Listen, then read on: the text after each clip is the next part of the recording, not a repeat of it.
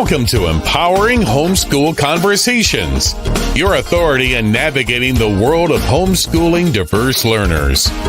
Featuring Peggy Ployer from SPED Homeschool, Annie Yorty from AnnieYorty.com, Leilani Melendez from Living with Eve, Stephanie Buckwalter from eLARP Learning, and Dawn Jackson from Dawn Jackson Educational Consulting and Tutoring. With over 75 years of combined homeschooling expertise, experiences, and perspectives, this group is eager to share their wealth of wisdom to empower your homeschooling journey. So grab your favorite mug, settle in, and get ready for insightful discussions, valuable insights, and practical tips. Give your homeschool the power boost it needs to successfully educate the unique learners in your home.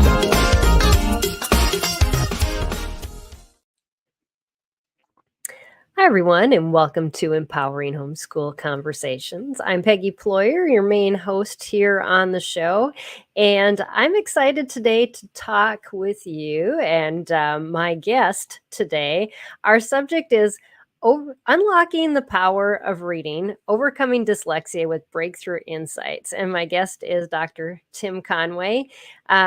He says that 30 years ago, he traveled across country from California to Florida for what he thought would be a short work assignment. His aunt, a renowned speech pathologist, had asked him to visit Gainesville and conduct a 3-week research project related to dyslexia at a place called the Morris Center. As it turned out, Dr. Conway's 3-week assignment was just the beginning of his connection to Northern Florida and the Morris Center.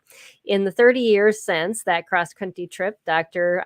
Tim Conway earned his Ph.D. in clinical psychology with a concentration in neuropsychology from the University of Florida, where he is also an affiliated research assistant professor. He ultimately purchased the Morris Center in Gainesville, where he initially conducted research, and he later became the co-founder and volunteer president of the board of directors at the Einstein School in Gainesville, the first charter school in the U.S. to provide free evidence and research-based education to children with learning disorders.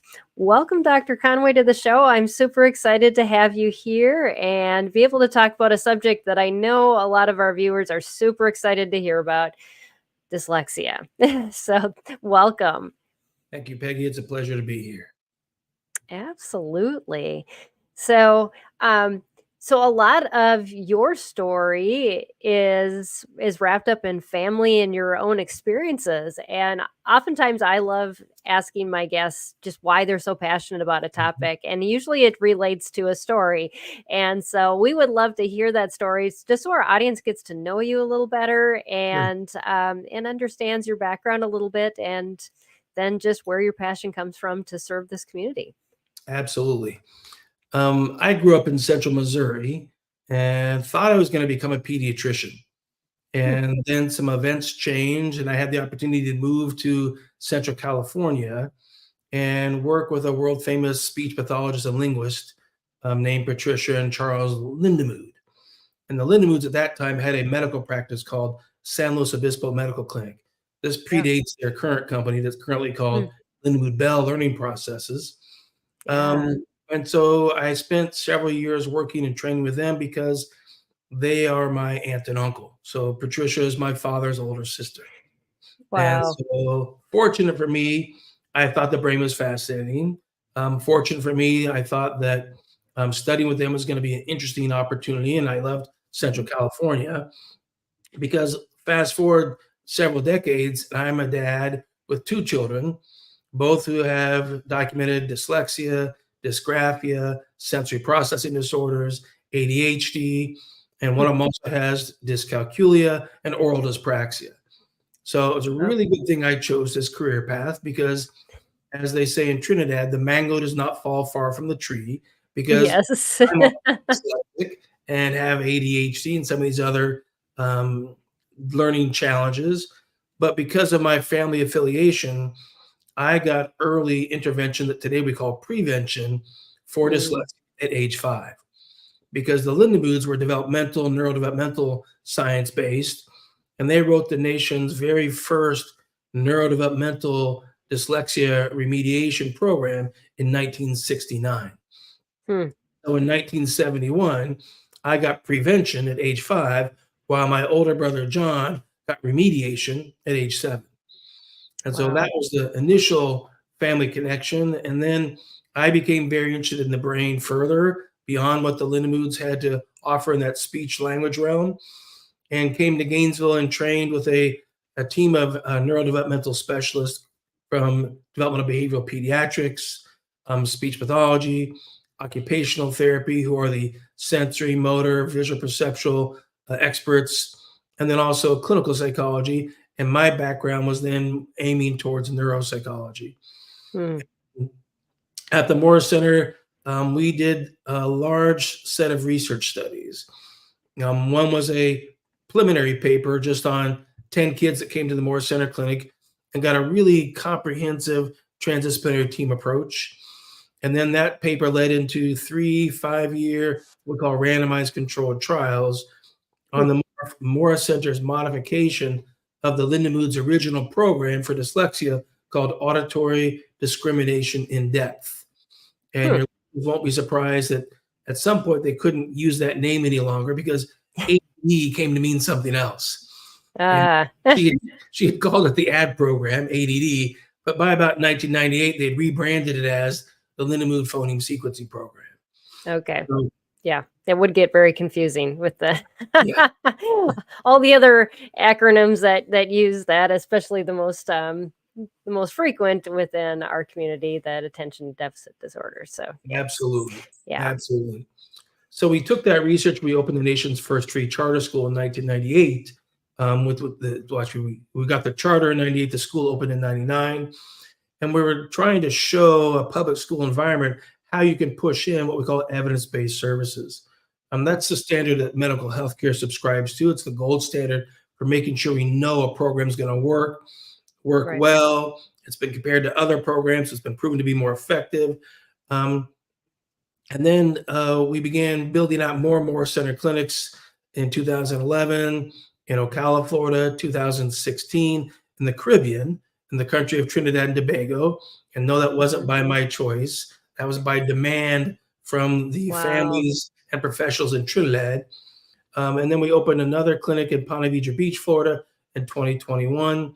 And in between that, in 2013, we saw the need for online delivery of services that didn't have a medical Mm-hmm. team, just the educators. So we built another company called Now Programs. And nowprograms.com is an online ed tech company.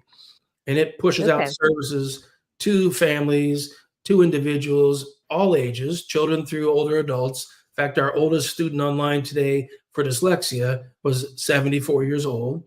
Hmm. But we also push into school districts so that families can get services for free that are high caliber, strongly evidence-based, and then also can be delivered with high fidelity. Hmm. So I left all the research in about 2012 because we had published all these studies showing that we could even prevent dyslexia at age 5 for more than Hmm. 97% of children.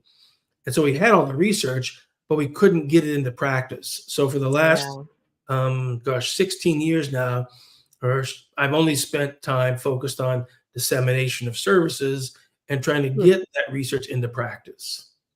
Wow. Yeah, research is good, but if it's not applied and Yeah, people don't know about it, then it's not really helping anybody. So that's awesome that you're kind of taking that focus now and getting the word out. I know when I was approached about having you on the show, I was like, yeah, I know a lot of our parents are wondering, and like you said, a lot of homeschoolers wonder what can I do for a child who's struggling in this area, and there's a lot of things out there, but there aren't so much evidence-based programs. There's, we go to these homeschool conferences, and a lot of parents are making those choices again for this coming year about what do I use to help my struggling reader, and they're at a loss. But then a lot of them don't know if their child has dyslexia. So can you explain to us, what is dyslexia, first of yeah. all? That's a really important question because unfortunately, there's more misinformation about it than accurate information. Hmm. So there's a manual that all licensed psychologists and speech pathologists are supposed to use to do diagnosis from. They call it the DSM-5. Right. It Yep. lists there's only 3 criteria for a diagnosis of dyslexia. Any one of the 3 is all that's needed for the diagnosis. And the first Really? I criteria didn't know that. is there an impairment in reading accuracy? If the student's reading accuracy is lower than should be expected, that's one way to diagnose dyslexia. It's looking at their accuracy of reading words. Now, let me clarify that too, because you'll see different types of mistakes in reading. When you see students look at the word string and they say strong, or they look at the word sometimes and they say somewhere, clearly they're trying to read, but they're really not using a sounded out approach. They're trying Right. to read by sight. They're kind of guessing the Mhm. words, guessing the words. And let's be honest, English is a horrible language. The way it's designed, Yes. it's built, it's like 10 chefs throwing stuff into one pot. It's got a little Mhm. mixture of all kinds of things in there. So true, we do have to be able to memorize some words in English because you cannot sound them out. If you do, they won't be pronounced correctly. You can go Mhm. say yachita. And we say, no, it's called yacht. That's a yacht. It's not a yachita. You have to correct them and Right. bring them around. But with a child that's dyslexic, they're going to make one of 5 mistakes when they're trying to sound out a word. They're going to add a sound, or they'll leave out a sound, or they'll substitute one sound in place of the other, or they'll repeat a sound more than once. It's only supposed to be there once, or they will reverse 2 sounds. They can also do that with syllables, and they can also do that with whole words, add words, leave out words, substitute, shift, to repeat words. And so those kind of 5 mistakes are the core characteristics of the accuracy mistakes they can make. But the Okay. second part of the DSM-5 diagnosis is also an impairment in reading fluency. When they're Okay. able to read, they read with good accuracy, but they're really slow. It's really choppy, and it may actually be even interfering with their comprehension because they're reading so slow. Right. So fluency is the second criteria for a diagnosis. The third one, which Mhm. most people don't really know and aren't as familiar with, is the third criteria is a deficiency in reading comprehension. That's the child who reads just Mhm. fine.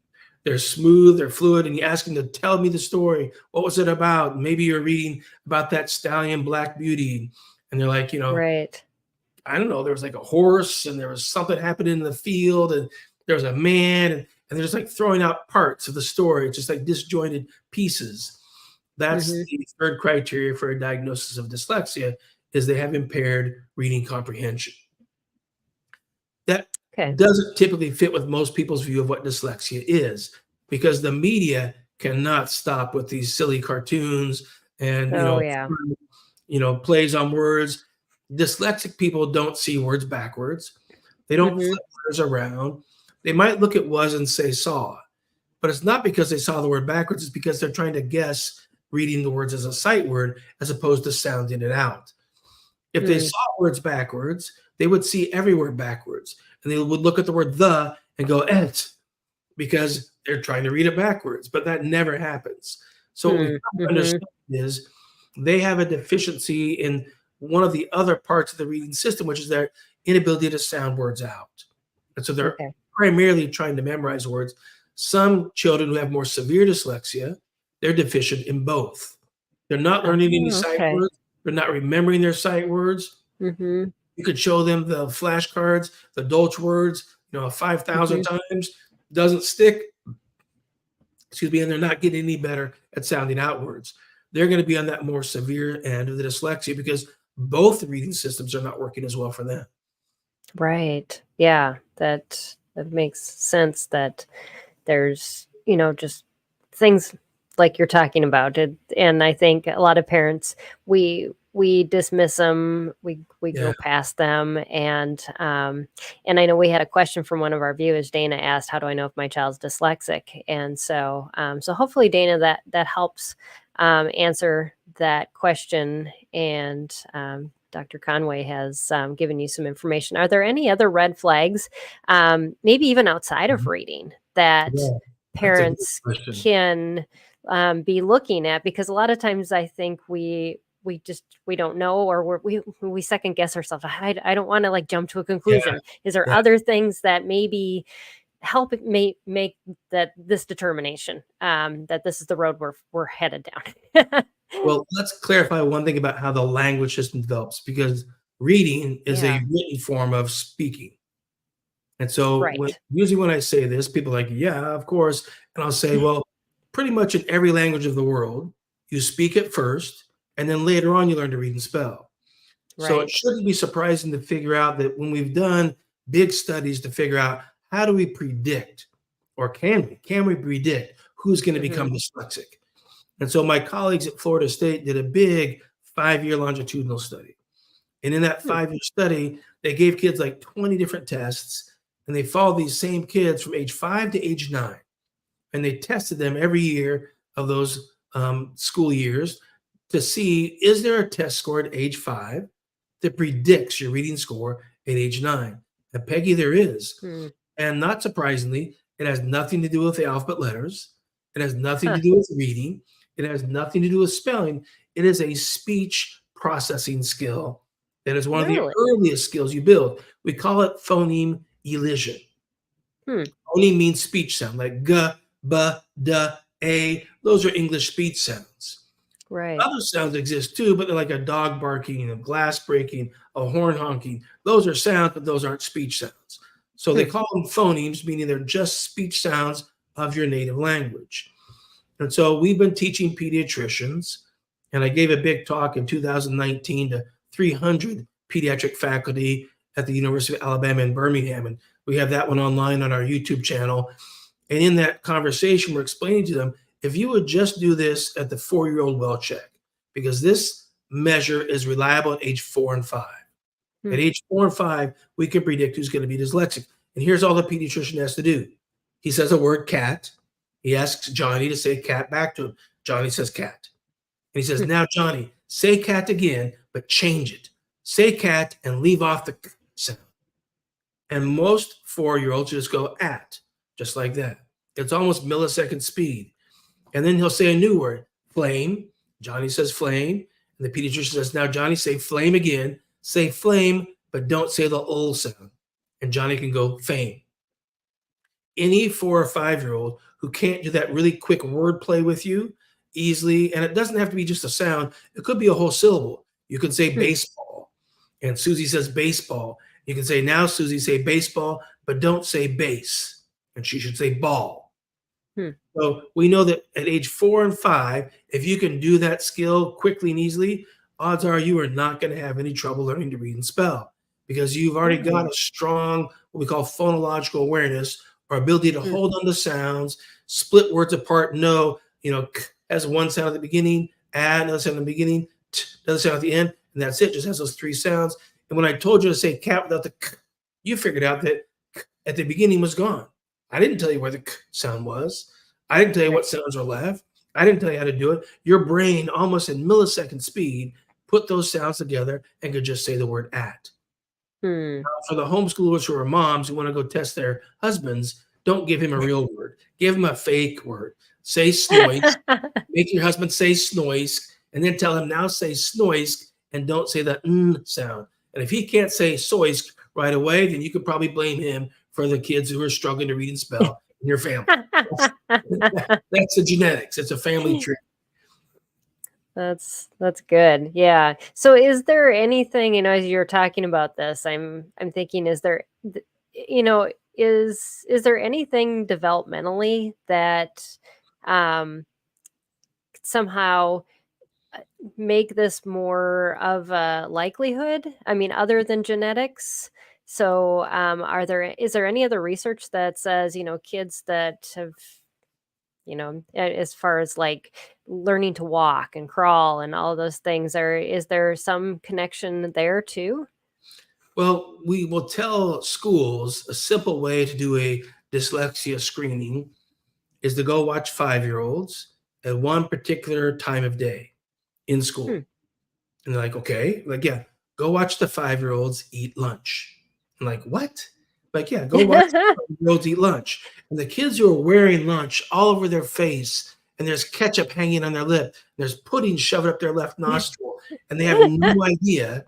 Those are kids that neurologically that are a higher risk for dyslexia, Okay. because they're telling you they have decreased awareness of what their mouth is doing and what their lips are Mhm. doing, and the tactile feedback is not coming through quite as strong. And here's Okay. why this is really important. That phonological system, or that ability to say cat without the k sound, it's four Yeah. neurological systems working together.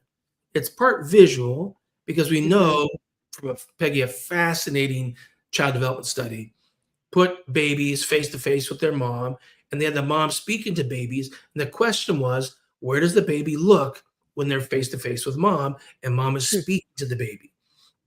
They took 2 month, 4, 6, 8, 10, 12-month-old babies. So these are kids only in the first year of life. And they Right. measured where their eyes were looking when they're talking, or sorry, watching mom talk.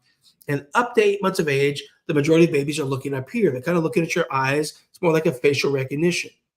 At Right. 8 months of age, Peggy, boom, they're right here. They're watching your lips, Ah. watching your mouth move, because most babies typically start to babble around 8 months of age. They're Hmm. seeing your mouth move and they're hearing the sounds you're making. They're trying to get their mouth to do what your mouth is doing. Right. So that's part of the phonological system. It's part visual, but it's also part acoustic.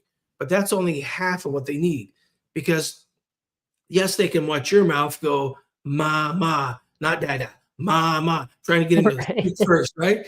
And you're modeling the movements, and they're watching the movements, and they're trying to move their mouth like yours. But Mhm. there's another part that has to kick in, because they have to be able to feel their mouth get in that position, because they can't look at their mouth. They can't see if it's in the Correct. right position. Mhm. But here's a good example. I'll give you two sounds, but I'll hide my mouth. It makes it harder to tell what I'm saying. If I go, or I'll do it again. If I go, I'll say, is that the same sound or different? And you'll get like a 50-50 guess from parents. I say, okay, now I only gave you acoustics, which that's not enough for the brain to really process speech sounds. Let me give it vision plus acoustics. And I'll go, what do you think now? And parents say, oh, it's F and TH. And they go, why are you more confident? Because I could see your mouth and match Mm. that to what I heard. And so that's why babies are supposed to be watching you and building these two connections, but then they're also supposed to be moving their own mouth. And they got to be able to feel that when they bite down on their bottom lip with their top teeth, they're going to make that F sound of. When they stick their tongue out and the Okay. teeth bite down on their tongue, then they're going to make the Mhm. TH sound of. But if they have decreased sensory awareness here, they're just as likely to say as, because they're not using this information. They're just using these two.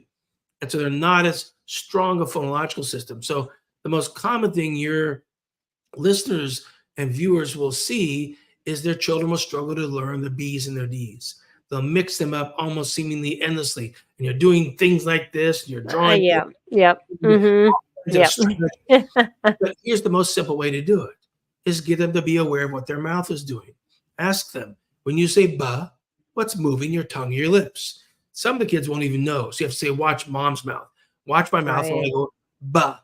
What made the sound? My lips or my tongue? And they'll be like, well, your lips. Like, you're exactly right. Let's talk about what the Hmm. mouth did. Did the lips stay together the whole time? Did the lips pop apart?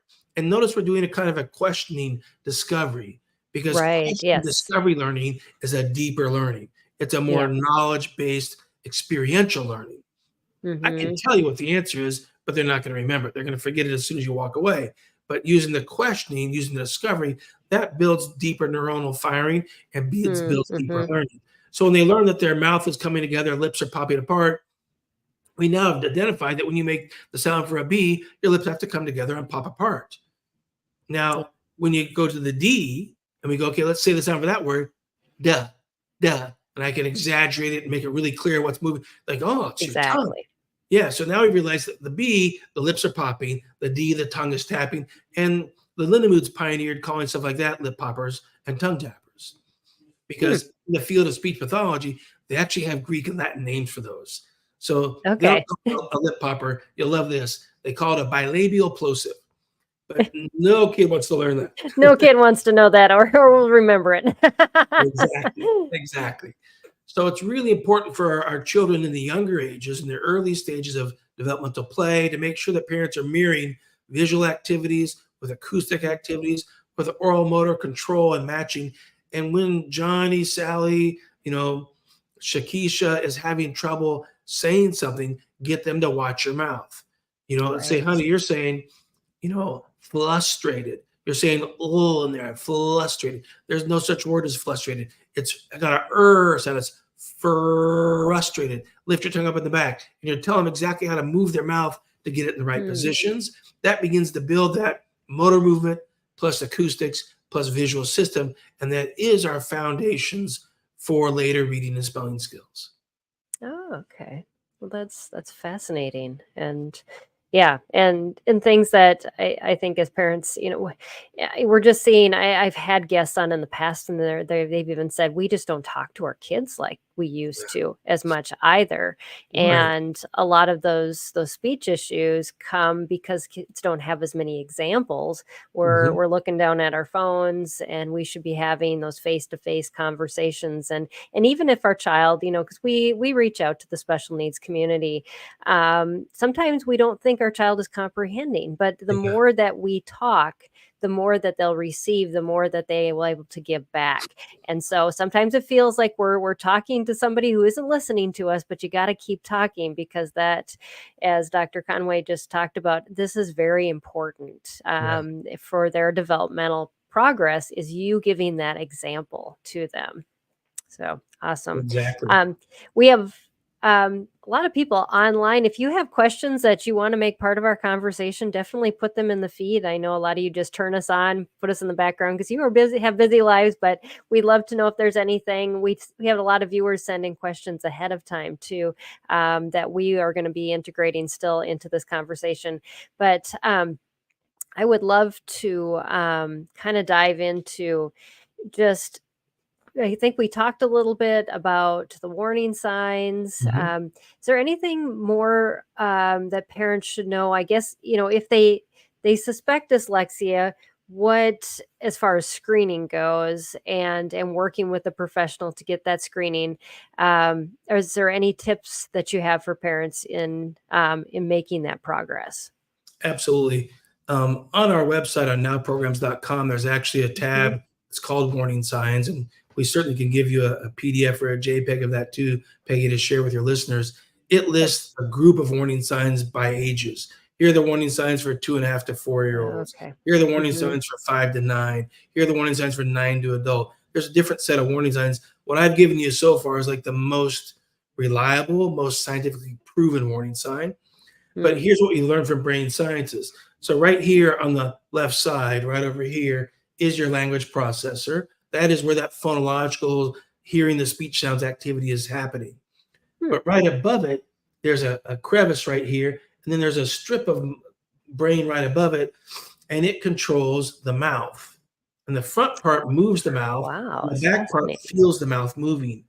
And then right above the mouth, guess what? It's the fingers. So when you have kids who have fine motor skill trouble, and they struggle to hold on to their pencil, they push so hard with the crayon, they break the crayon, at age 45, they're showing you that they're getting decreased sensory awareness of how hard they're pushing, or they have trouble coordinating the finger movements to learn how to tie shoes. Because those two areas are side by side, there's a higher likelihood that when you have a weaker phonological system and a higher risk for dyslexia, you're also going to have some fine motor skill difficulties. So we watch for the motor system developing, just like we're watching for the language system developing, and there's nothing better for that than the good old playground. Get out there and play, get out there with color, get down on the, paper on the kitchen floor with paper and crayons and Play-Doh. We really need kids doing a whole bunch of finger things, not just thumb action on a tablet. That's not enough. There's 4 more other parts that need to work. So it's got to be Legos or Tinker Toys, or all kinds of developmental play activities are really important for that fine motor skill to be building and developing. You watch for the sensory motor system building just as much as you watch for the early language system building as well. And you'll see kids struggle to actually say words correctly. They'll say, they'll change words. They'll say, Mom, I want to be pacifically clear. And like, well, honey, that's an ocean. And I think specific. And you'll say it with me, say s. And the child will go s, and you go specific. And the child will go specific. And like, no. And so you keep saying this whole word, and they'll keep dropping a sound. You're like, they're not listening to me. But it's actually not a hearing problem. It's not the ears. It's that left hemisphere language cortex is not able to hold on to a word, split it apart, know all those individual sounds. That's that Hmm. early phonological system. That's why that visual, acoustic, and oral motor piece are so very important, because later on they need that skill for being able to hold on to understand the words you say. Because Right. like you just said, we want parents talking to kids more, but they also have to be able to perceive it and get their mouth to say it back. But if they misperceive the sounds of the word, or they don't notice that they dropped a sound, they will not be repeating it the same. And part of it's Yeah. developmentally okay. Part of it's just kids having trouble learning how to say shampoo and say Pam shoe, or they have trouble learning how to say spaghetti, or lasagna becomes lasagna, and there's different things that are partly developmental. But after you've corrected them 2 or 3 times, when the language system is working well, it should stick, and they should be able to Hmm. correct it. When they're 10 years old and they're still saying Pam shoe and they still can't say lasagna, we've definitely got a problem that needs to get as much early intervention as possible. Right. Yeah. That's good, because I think sometimes we panic too early, or we don't panic fast enough, or do something, and we don't want to panic at all. Yeah. But we don't do anything that could help the child either, and so those are good things to remember. So as far as like intervention, Mhm. where do we start with that? Yeah, it's a real challenge because there's no license required for anybody to make up a dyslexia program. There's no Really? scientific Huh. proof required for anybody to sell a dyslexia program. So parents Mm, are at a huge disadvantage, because unlike medicine, where your pediatrician is only going to get medications that have been scientifically tested and proven to at least some degree of assurance of safety and effectiveness, none of that exists in the field of education. And so right. parents are going to get inundated with ideas and perceptions and views and opinions. And let me tell you, everyone has opinion about reading. There's a lot of them. Yeah. Yes. So the first step is to say, let's differentiate between programs that someone has made up with good intent versus programs that are what we call evidence-based programs. Hmm. In healthcare, there's one caliber of proof that we hold as the gold standard. It means it's called a randomized controlled trial research study. Yeah. Hmm. That study gives us 5 things. It gives us a degree of control to know that the outcomes are typically caused by the treatment. So it's Right. control to predict causality, that the change in reading skills was because of treatment A, and the no change in reading skills for group 2 was because treatment B wasn't as good. So we're able to differentiate what's really happening. It also Mm-hmm. then gives us a degree of being able to extrapolate or generalize the findings. So if the study is really well controlled, and maybe the study only measured 6 to 8 year olds, we know pretty much everybody's brain in the world has to build the same skills to read and spell. So if we Yeah. found a treatment that's really effective for 6 to 8 year olds, and it built all those foundational skills, and then we followed the kids 1 or 2 years later, and the skills kept getting stronger, then we have Mm. pretty strong assurance that that program is going to work just as well for a 16-year-old or for a 50-year-old who left school early to go work, in the field and never got to Mhm. finish elementary school. They just didn't have the educational experience. They still want to be taken through all those key steps. Right. So the first step for Okay. programs to ask is it evidence-based from randomized Hmm. controlled trials? Now, some of the publishers are really tricky about this. I saw Mm. one website just yesterday. I was testifying in a legal case, and the website says, "Let's tell you about the base of evidence about our program." So they switch the Oh. 2 words around. We're gonna talk about the base of evidence, Uh-huh. which sounds a lot like evidence-based, but actually it's not. So that Right. program had no scientific studies to back it up, had no proof it was Hmm. effective. It was just something the publisher had made up, and some schools were buying it, so they were selling it. So Hmm. you want parents to really look for carefully what's the science behind the program. Now, Hmm. there's different degrees of programs and different degrees of science, but from a homeschool perspective, the best thing I can tell parents is the program that the Lindemoods wrote back in 1969 is today is called LIPS, Lindemood Phoneme Sequencing Program. Anybody can buy that program. It's for sale by ProEd. Problem is it costs like $600. So it's going to be too costly for some families, but that's where Hmm. eBay comes in play. Go Hmm. on to eBay, see if you can find somebody else who's selling their Use LIPS one. manual. Yeah. Yes, who's selling their LIPS manual. Even if you can find the old program of 1969, the Auditory Discrimination and Depth Program, That is a program that's been developmentally proven with scientific research. It's going to be highly effective for pretty much any age group. And my group even took that program and used it for 10 years, studying how to rebuild reading skills after adults have had a brain injury called stroke. And the stroke causes you to lose part of that left side brain tissue. And when that left side tissue is gone, you now have acquired a reading deficit. So we can't call it dyslexia. It's not genetic. We actually call it dyslexia. And we did 10 years of research to that modification to the Lindenwood's program, showing that it actually can even rebuild phonological skills and decoding skills for people who have brain injury. So it's the easiest, most effective way to actually try to have an effective program. And we have this phenomenon in education that's going through the colleges of education that does not exist in healthcare. The phenomenon is, if the research is more than 5 years old, it's outdated, don't waste your time reading it. Like our brains change in 5 years. That's the opposite of what we say in healthcare. What we say in healthcare is, go back and study how these guys figured this stuff out in the 1700s when they didn't have the tools you have today, because they learned how to really do differential diagnosis and look at behaviors and look at health. And there was a lot more real reasoning, problem solving going on. And so you want to understand that knowledge because it helped advance the whole field. So it's not the age of the study that matters. It's the power of its outcomes. So getting families to understand that if you want to change your child's literacy skills, the program needs to be what we call a speech to print program. It means it's working on the phonological skills first. It goes to the letters later on. So nowprograms.com, one of the programs it offers is called Now Foundations. And it has 4 parts to it. It's Now Foundations for speech, language, then comes reading, then comes spelling. Because spelling, from a neuropsychology perspective, spelling is about 100 times more complicated than reading is. We offer that online. We offer it as small groups to homeschoolers as well. And it's as low as $30 an hour. I'd be happy to let your listeners tell my staff they heard about this on Empowering Homeschool, and we'll reduce the cost to $100 a month. That would drop it from $600 to $500 a month, which basically means it's about $25 an hour. Our goal is to really help empower as many kids as possible at a lower price point. But we know that many homeschoolers want to do this work themselves. And so the best way I can tell you that is get a program like that by the Lindemoods or the LIPS program, which it keeps getting changed because the publisher owns the copyright. Patricia on for more than 20 years, but new versions keep coming out.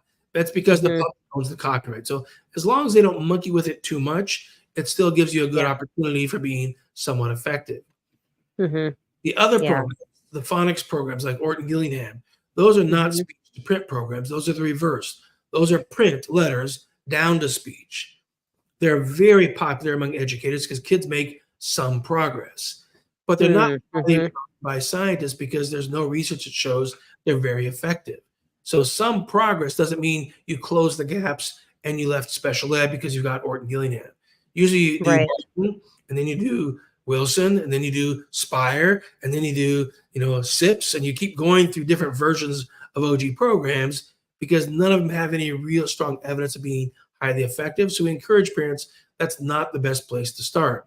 We had a question from one of our viewers, Valerie, who said that her daughter completed the Barton and spelling program at a young age, and she was wondering if she should continue using Orton Gillingham in high school. So it sounds like there's still issues, even though her daughter's used this program, and probably, like you said, other programs in between.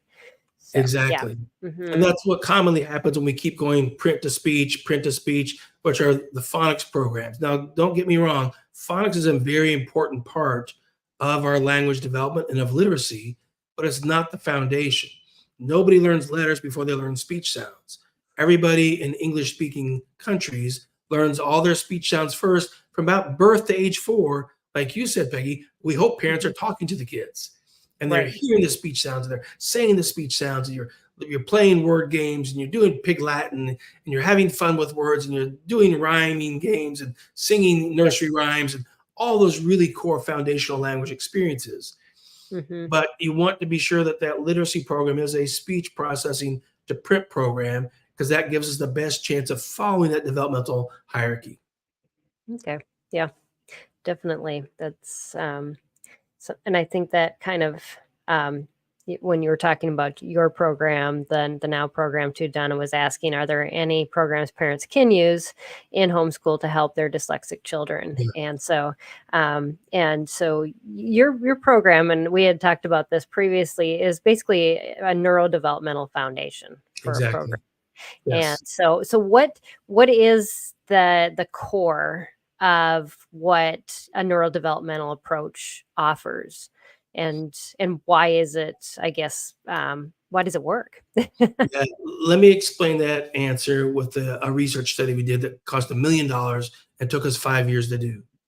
Wow. Well, Peggy, we screened 1,500 5-year-olds. We found 160 kids who could not say cat without the k sound. They didn't know their letters and their sounds.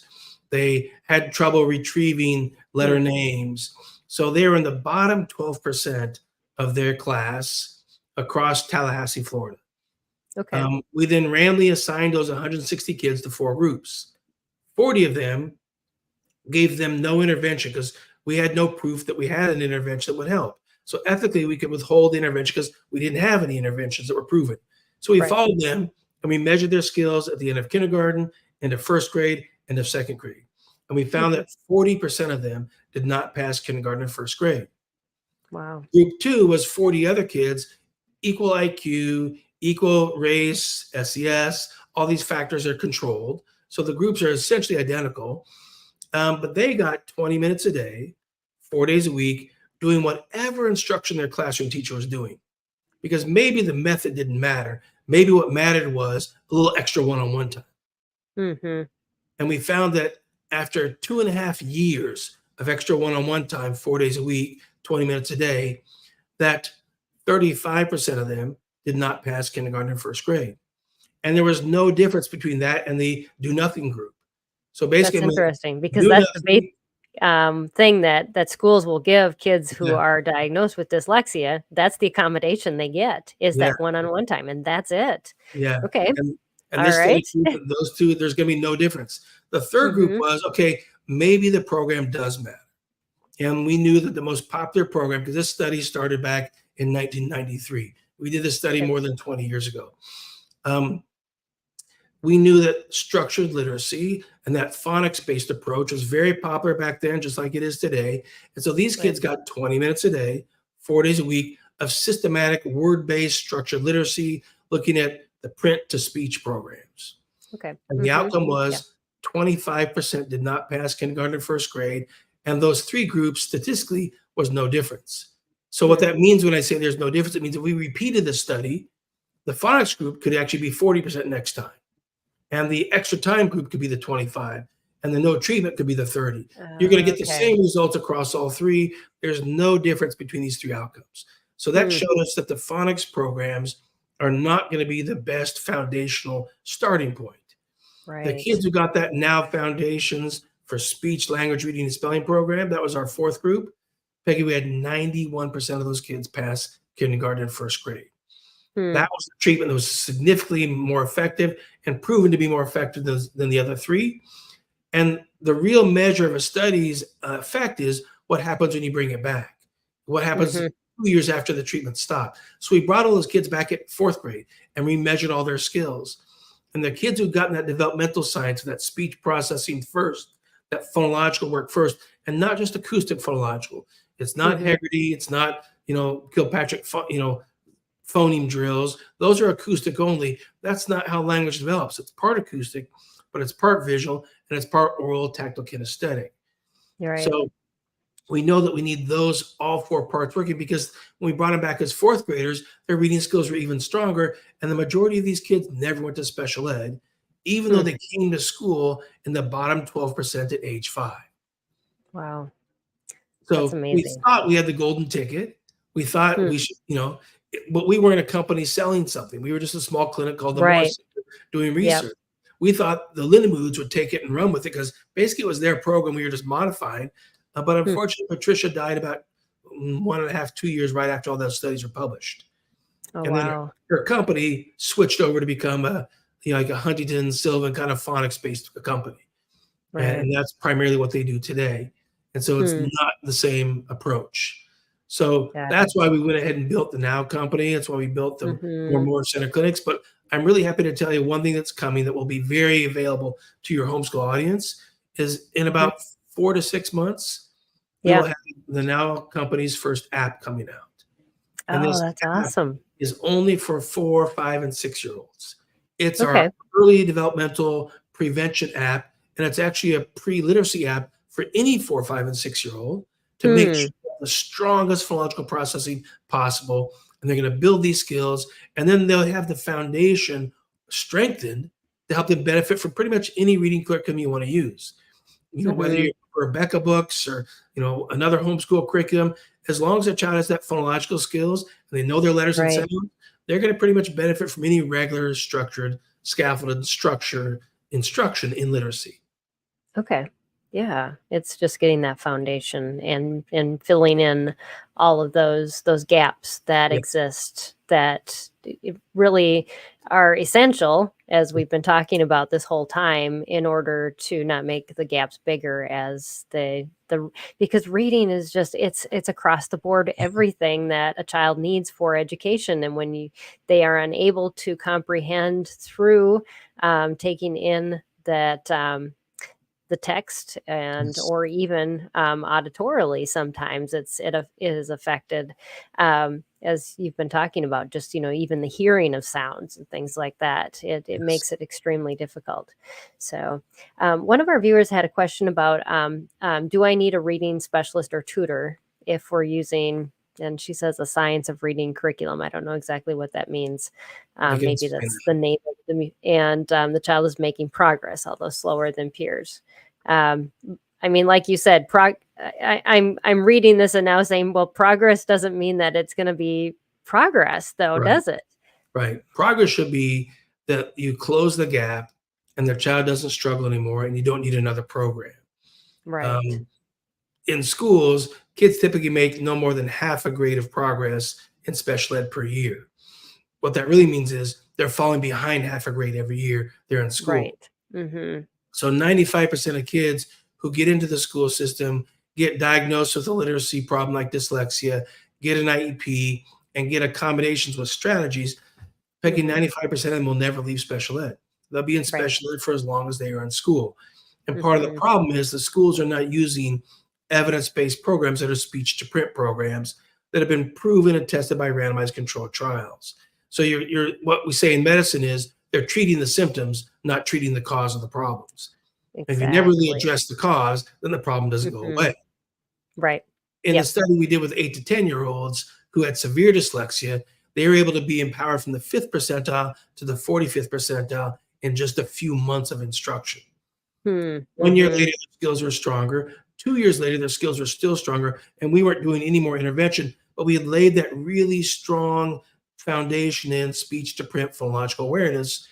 And in that study, it wasn't 5% of the kids that left special ed, it was 40% of the Hmm. kids left special ed. So the science of reading is a new popular terminology. And when people try to define it, like, well, it's not a program, and somehow program has become like a four-letter word in some parts of education. It's like that's Right. heresy to say there's a program that we could use. It's like it's Hmm. not the program that teaches kids, it's the teacher. Like, well, yeah, but think about that if we flip that into the medical model. It's Right. not the antibiotic that cures the kid, it's the physician. No, actually, it's both. Because Mm-hmm. the physician doesn't want just a chem lab, they want the antibiotic and they want the Right. knowledge about which antibiotic to use for which condition. So it's not productive to try to pretend that we should vilify programs and just champion teachers. We need both. We need the Right. proven programs because teachers won't be as effective if they don't have a program that's highly tested and proven to be effective. So the Right. They don't science, have the time to develop or research and yes, all of those things that are yes, necessary.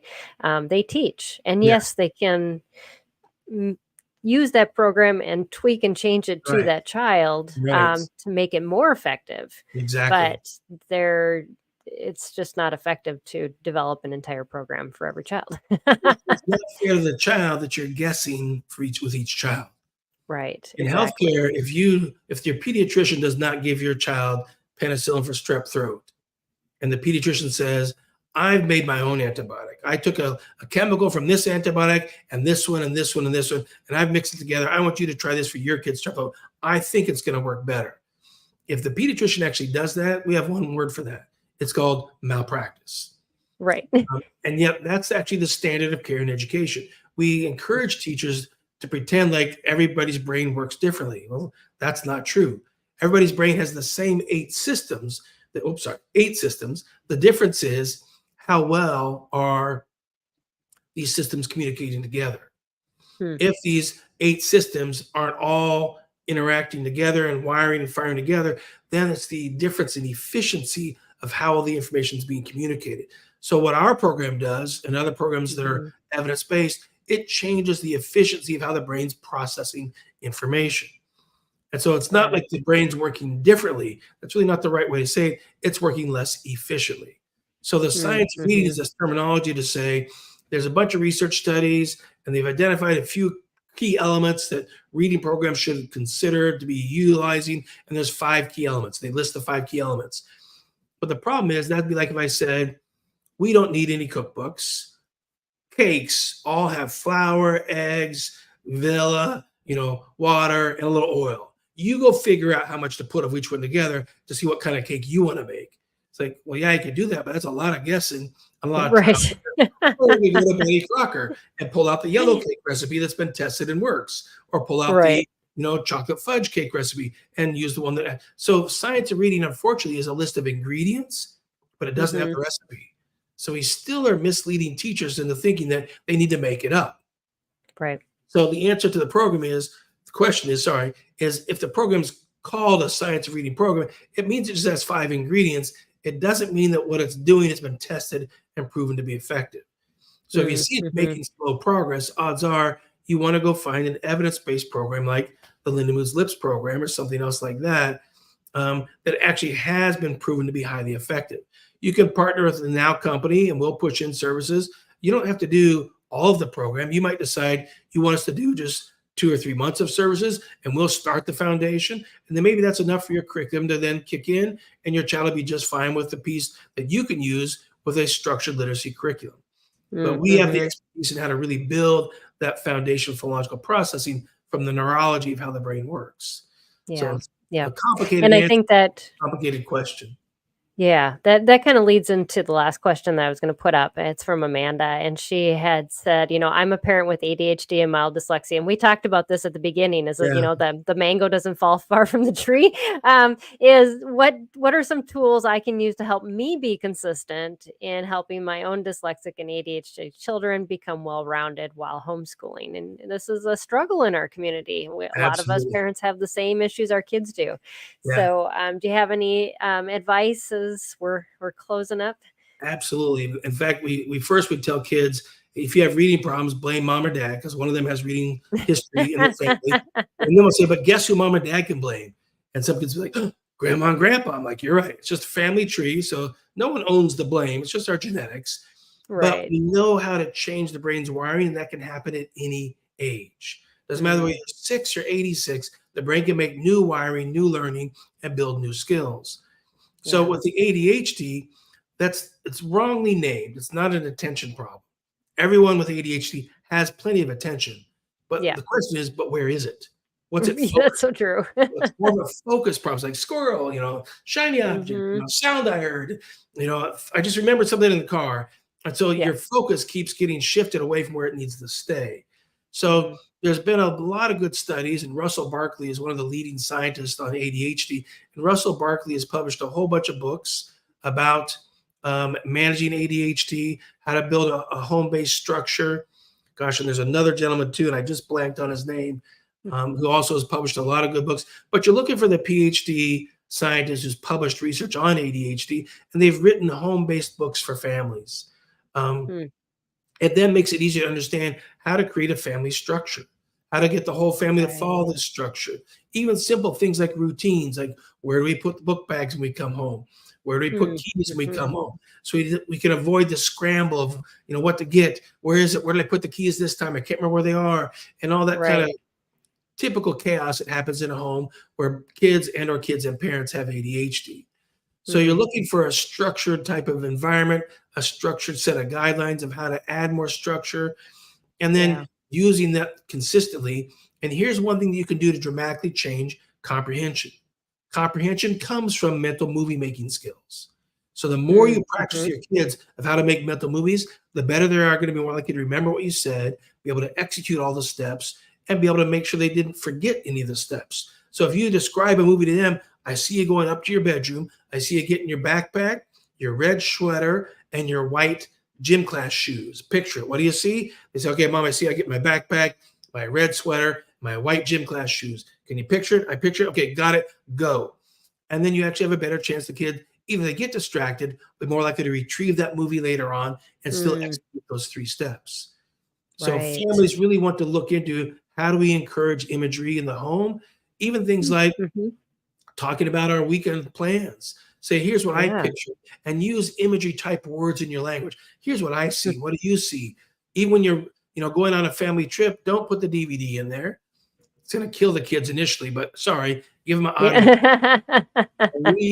a real interesting audiobook that has topics they'd like to hear. And partway through it, pause it and say, hey, you know what? It's talking about a horse, and it's not told us what the horse looks like.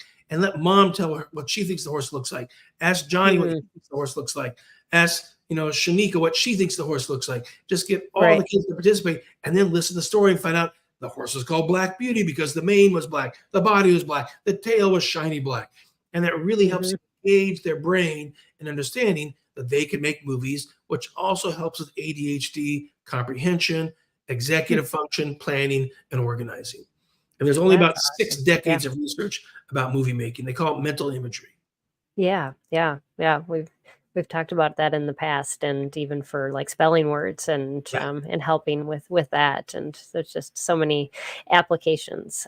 So that's awesome. So we've just got a couple minutes left. I definitely want you to talk about the Now program a little bit more, and then all the information, the links and stuff will be in our show notes. So if you are watching and trying to scramble and don't want can't write a URL down, don't worry about it. We got it for you. You can just go to the show notes and click on that. And so the Now program was basically what would you start? There's the Morris Center, right? Yes. And that's the research, and then the Now program is the online and It's the online curriculum. Is version that of it. Yeah. yeah? Yeah. The Moore Center is a transdisciplinary medical clinic. It's for kids with a wider range of neurodevelopmental disorders. It's speech Okay. pathology, OT, neuropsychology, school psychology, rec therapy, sometimes we even have pediatrics, all working together intensively for kids with autism, Down syndrome, all learning disabilities, language disorders, ADHD. It's the medical model Okay. clinic. Right. But from that medical clinic came nowprograms.com, which offers 4 programs online. One is the dyslexia program that we've done 3 5-year randomized controlled trials on, millions of dollars of research to back it up. And we built it on top of the work the Lindenwoods had started back in the 60s. Got Then it it. offers a second program on what we just talked about, mental imagery, to change comprehension, expressive language, receptive language, and reading comprehension, as well as listening comprehension. When you've built those 2 skills, you're ready for the third level skill, which is now grammar and writing. You've got to learn the punctuation, the sentence parts of speech, the sentence Mm, structure, the order of sentences. So the third program that nowprograms.com offers is grammar and writing. And the last program is actually a foreign language that most parents don't know is a foreign language, but it's called math. Math is a foreign language because you need these 3 other language skills of the phonological processor, the mental imagery, right. the sequential procedural reasoning you get from doing written composition. Those are Yes. foundational skills that make it easier to teach successfully and close the gap on math skills as well. Absolutely. Yeah, that's great. And hopefully that answers your question, Ellen, who asked about how is Now different from OG and for a student with RAN deficits. And Yes. so yeah. So awesome. Well, thank you so much, Dr. Conway, for your time and this just an amazing amount of knowledge that you have given us, and definitely a lot for parents to think about as they're going into the new school year and going, how are we going to really help a child that struggles with reading? And so, hopefully, you've been equipped now with more information than you've ever had before, and yeah, really. think and pray into that, because you've got some time to make decisions about the coming year as you're wrapping up this school year, and how you can really help your child for the long run too. This is a way to close the gap, like Dr. Conway was saying. So I appreciate you sharing with us and taking time out of your schedule, and just being willing to be here. My pleasure. Thank you so much, Peggy, and wish everyone the best. And just note too that Now Programs offers free screenings, free consultations, and lots of information on their YouTube channel and the website as well. We're here to help as much as we can. Thanks so much. That's awesome. So absolutely. And so check out that that URL. And like I said, it'll be in the show notes. So you can just click on that right there. Next week, we are going to be back for another episode of Empowering Homeschool Conversations. Our topic will be secure connections, unraveling parenting with attachment theory insights. And so my guest is going to talk a little bit about the attachment theory and whether or not you have adopted children or children that have been through a trauma or not. Attachment might be something that maybe has some barriers in between you and them. And so just some maybe different parenting approaches to get you started on the right foot headed into the summer. So, and make some better, more secure connections with your kids. So until then, everybody, I hope you have an awesome week. God bless and take care. And I will see you then. Bye, everybody. This has been Empowering Homeschool Conversations, provided by SPED Homeschool, a nonprofit that empowers families to home educate diverse learners. To learn more, visit spedhomeschool.com.